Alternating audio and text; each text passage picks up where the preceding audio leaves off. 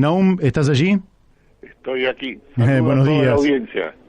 Bien, bueno. Mira, justamente terminábamos de hacer un reportaje a Alejandro Olmos Gaona sobre la deuda. Me llegan muchos mensajes, lógicamente que no me da el tiempo para poder transmitirlos, algunos escritos, otros orales.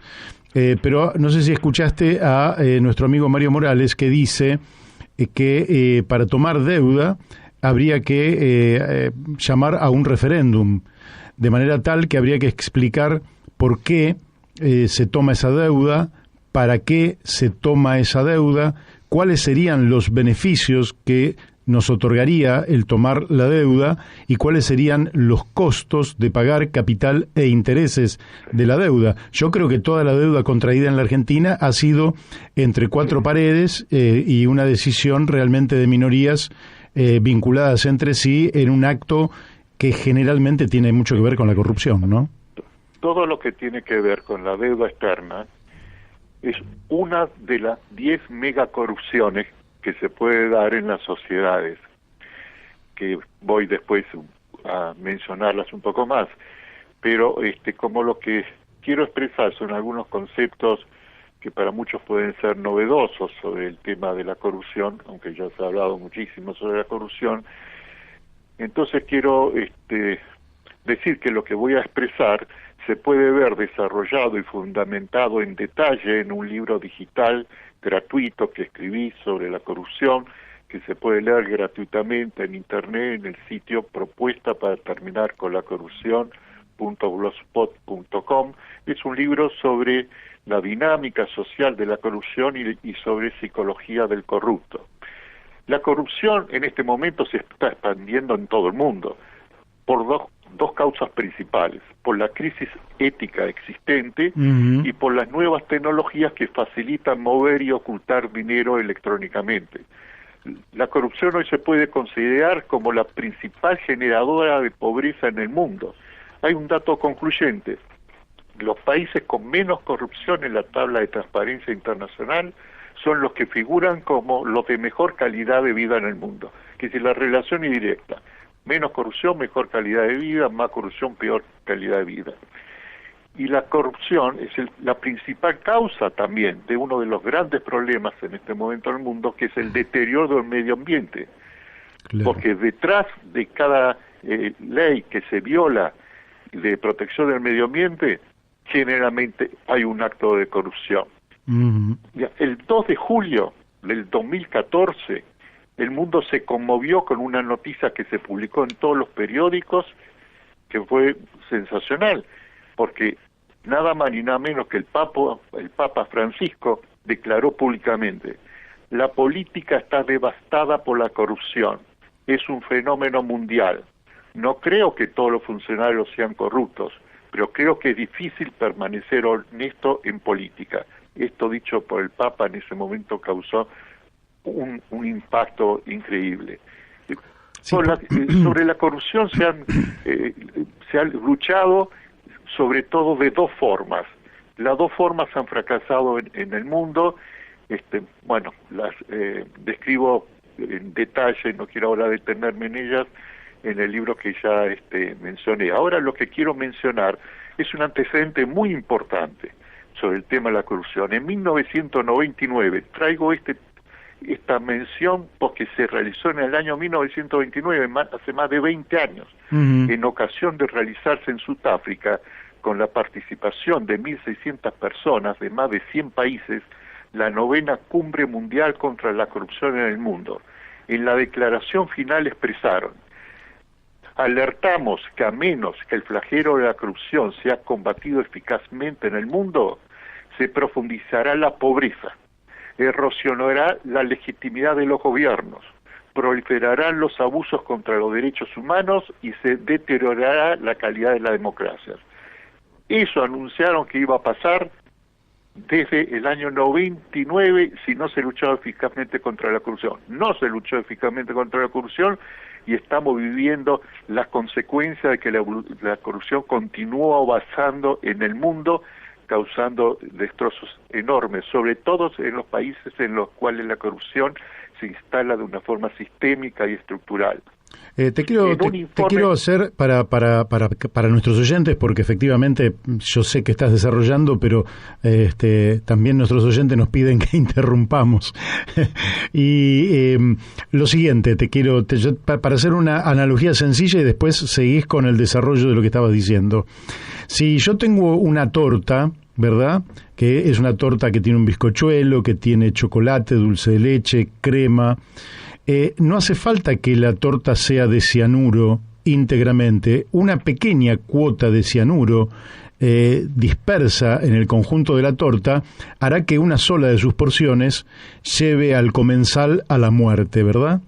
Sí. Es decir, no es necesario que todos los políticos sean corruptos para que nos lleven a la decadencia. Es necesario que un número determinado sea corrupto y el tema sea sistémico para que nos lleven justamente al derrumbe. ¿Compartirías este punto para darle proporciones? No, es muy buena tu aclaración, tu observación, porque la mayoría de los funcionarios públicos en cualquier país no son corruptos, pero una minoría puede arrastrar y constituir un sistema corrupto que sea hegemónico en ese país, porque aunque sea una minoría de funcionarios públicos que caigan en la corrupción, como ellos son sumamente activos, más activos que los funcionarios honestos, porque ellos se juegan justamente un patrimonio que quieren hacer en los pocos años que estén gobernando, que tienen funciones importantes.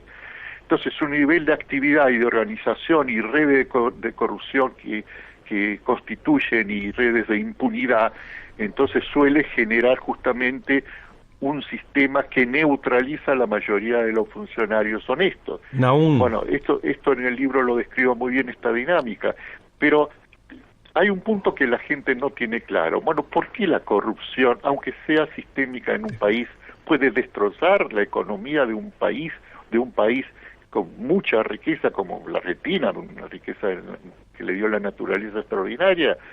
Sobre esto, Transparencia Internacional, en un informe, dice que Mohamed Suharto, que gobernó Indonesia, había robado él personalmente una fortuna de 35.000 millones de dólares, que Ferdinando Marcos, expresidente de Filipinas, robó por 10.000 millones de dólares, que Seco, expresidente de Zaire, robó por 5.000 millones de dólares. Pero a estas cifras, que son extraordinarias, que habría que agregar lo que robaron otros funcionarios de esos gobiernos, no es suficiente para destrozar la economía de un país que tiene mucha riqueza. Lo que pasa es que la corrupción, el gran problema económico que causa, es que por cada $1.000.000 que los funcionarios corruptos se ponen en su bolsillo, pueden ocasionar al país 100 millones de pérdidas por cada millón. ¿Por qué? Porque genera una situación con sus malas decisiones tomadas en función de los negocios, entonces generan una dinámica económica en el país totalmente perjudicial, que va increciendo y que produce pérdidas económicas enormes al país.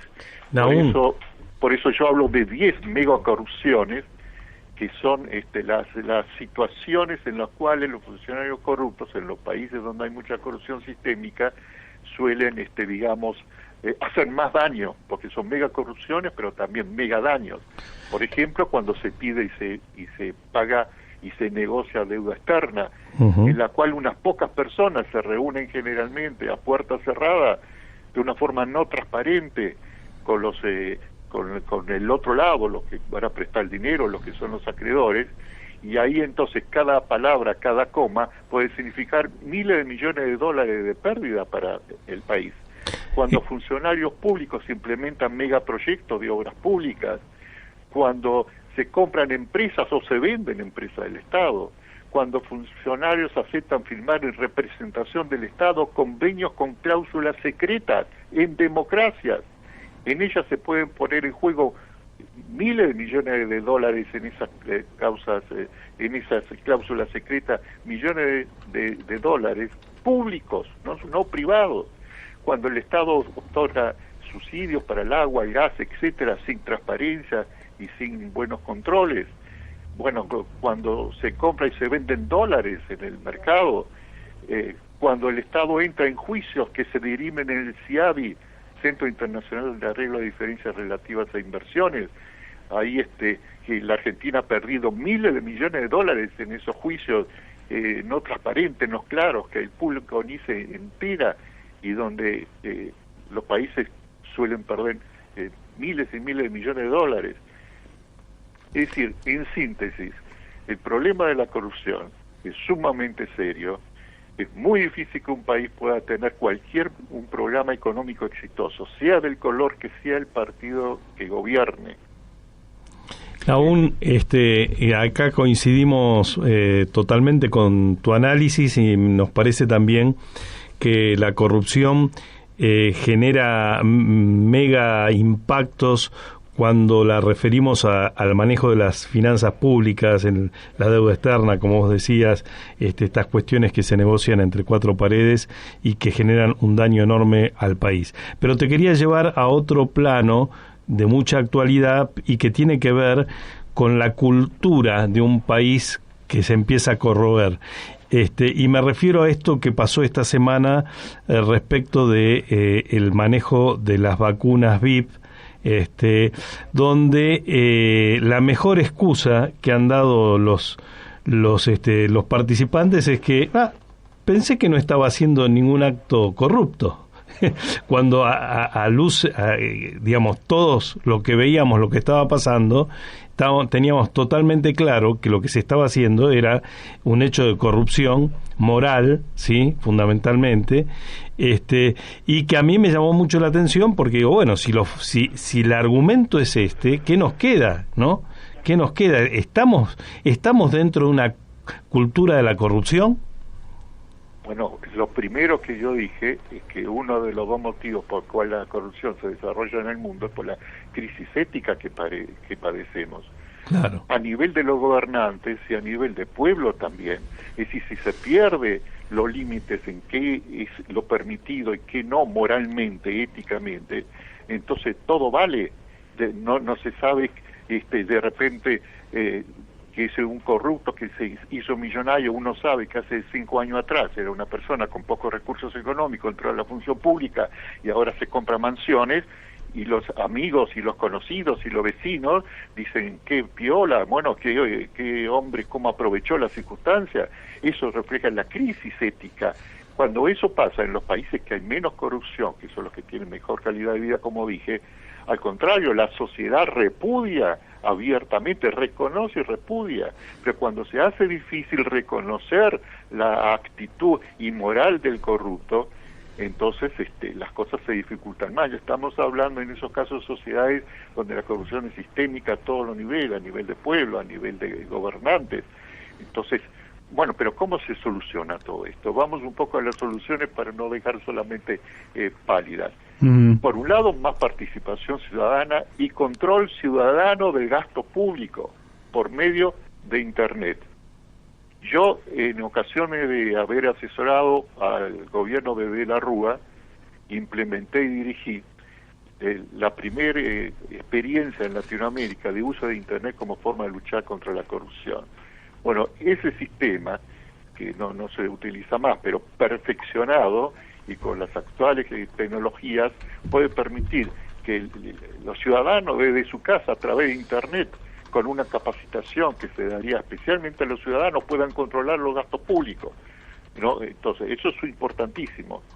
Ahora, también hay otra cosa nueva, otra posibilidad nueva, muy interesante que surge ahora, que es relacionarlo con la propuesta que se está desarrollando en el mundo y que tiene todo tipo de apoyo, que es la propuesta de la renta básica universal o ingreso ciudadano universal incondicional, también llamado así, que es que mientras continúan los políticos, mientras continúan los funcionarios diseñando diferentes programas económicos para hacer que un país se supere, que en ese país entonces se implemente una renta básica, un ingreso ciudadano, que proteja a la clase baja y a la clase media del costo económico de la corrupción.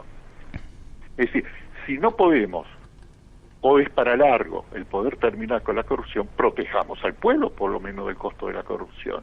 Porque si entonces se le da a cada individuo lo suficiente para que pueda vivir todos los meses, como plantea la propuesta del ingreso ciudadano universal incondicional, entonces ya el pueblo, la clase baja y la clase media, no va a ser la que pague el costo de la corrupción como lo paga actualmente. Porque ¿quién paga el costo de la corrupción? El costo económico se le paga con el bolsillo de cada ciudadano de clase baja y de clase media, que él es el que sufre los costos de la corrupción. Por eso se empobrece cada vez más la población en la medida en que la corrupción crece cada vez más. Y terminar con los rehenes de la política, ¿no? Que vemos en muchas zonas feudales de la Argentina. Entonces, acá es donde dos corrientes de pensamiento distintas, una sobre las conceptualizaciones sobre la corrupción y otra sobre el ingreso ciudadano universal, se asocian en una nueva forma de combatir la corrupción, que es, bueno, sigan discutiendo cómo arreglar el país, puede llevar decenas de años, pero mientras tanto no sigan empobreciendo al pueblo, mientras tanto que el pueblo esté protegido por la renta básica, por el ingreso ciudadano universal. Entonces, de esa forma, hasta que se solucionen los problemas de un país, y se solucionan, el pueblo puede tener una vida normal, no morirse de hambre. Así es. Eso es esencial, es ético. Hay un principio, hay una suerte, nosotros podríamos definir la relación entre dos personas o dos grupos o dos clases o dos países en tres categorías, ¿no? Una es donde los dos pierden, por ejemplo, en las guerras, en las confrontaciones, cuando se pierden los límites y se va a los extremos. Hay otra relación que es de suma cero, que es donde lo que uno tiene es lo que le falta al otro, o lo que una toma, lo toma del otro, ¿verdad? Que tiene que ver con fórmulas de robo o de saqueo. Pero habría una tercer relación, que sería la relación virtuosa entre dos personas, dos grupos o dos países, que es la cooperación creativa, ¿verdad? Que es en la que todos ganan, es decir, que ya no es de suma cero, sino que todos ganan. Yo creo que todavía no se ha observado, Nahum, que con el ingreso básico universal o la renta ciudadana universal o el salario universal, como ha dicho el Papa, todos ganan. Y esto es lo que creo que genera resistencia en capas medias que creen que lo que se le entregue a gente pobre es lo que le va a faltar a ellos de su bolsillo. Claro, porque, ¿cómo contestás a esto? Bueno, el principal problema en la actualidad para implementar una renta básica universal y incondicional, un ingreso básico ciudadano universal, el principal problema no es económico, porque apareció en el mundo una nueva variable en los últimos años, que son los robots y la inteligencia artificial. Esas tecnologías permiten aumentar la producción de bienes y servicios de una forma increíble en una sociedad, más una sociedad como la Argentina, que tiene casi todos los insumos necesarios para producir, y a costos muchísimo menores. Entonces, eso, por el otro lado, está creando en el mundo, ya a nivel de los empresarios, empiezan a tomar conciencia un problema muy serio, que es que se pronostica, la Universidad de Oxford, el Banco Mundial, otras instituciones, que en los próximos años, por los robots y la inteligencia artificial, va a haber una desocupación masiva en el mundo, que en algunos países, la mayoría de los países va a oscilar del 50% al 70% de la masa laboral, lo cual va a hacer que van a faltar consumidores, no va a faltar medios para producir la producción, porque ya no va a ser necesario en la medida de ahora de los obreros para producir la producción, lo van a producir las nuevas tecnologías, pero va a faltar consumidores y eso va a crear una crisis también a nivel de las empresas, van a quebrar las empresas, van a cerrar las empresas. Entonces se empieza a ver una posición en el mundo empresarial lúcido, empieza a verse, bueno, la renta básica también nos conviene a nosotros, porque la renta básica entonces va a hacer que el pobre, en lugar de crear situaciones de tensión social, porque no se va a querer dejar morir de hambre, que se convierta en consumidor, que es lo que precisamos que el pobre se pueda ser consumidor.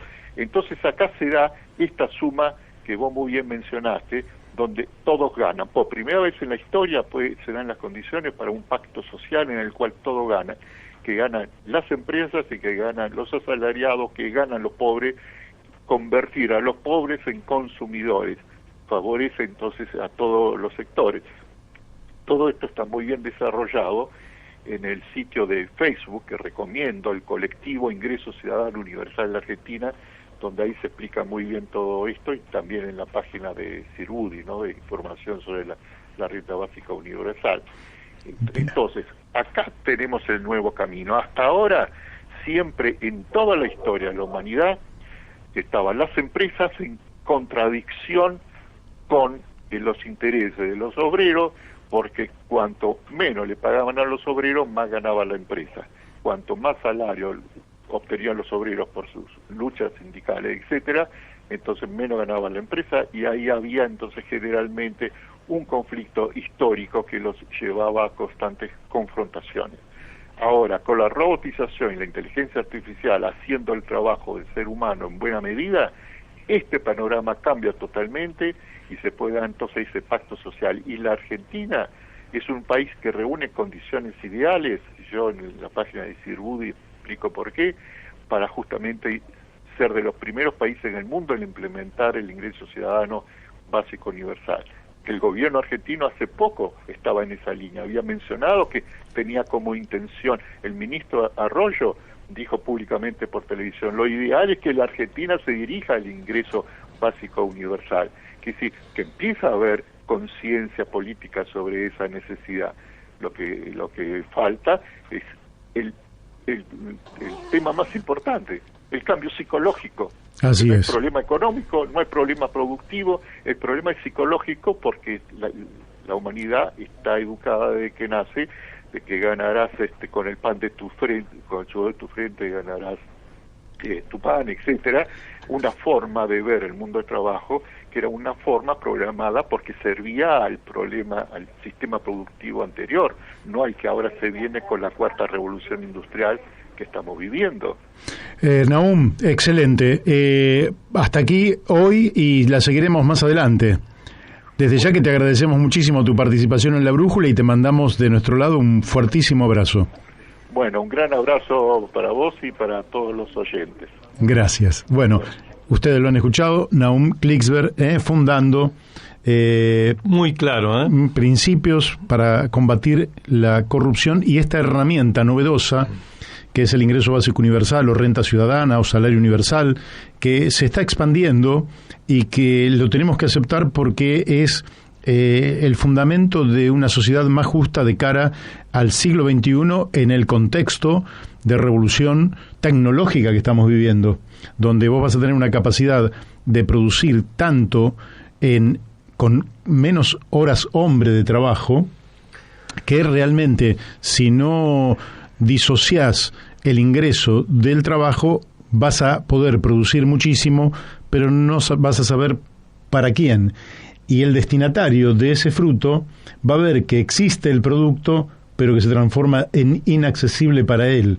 Con lo cual estás en el marco de un absurdo total, que es el absurdo al que se llega cuando la evolución tecnológica es más rápido que la evolución psicológica.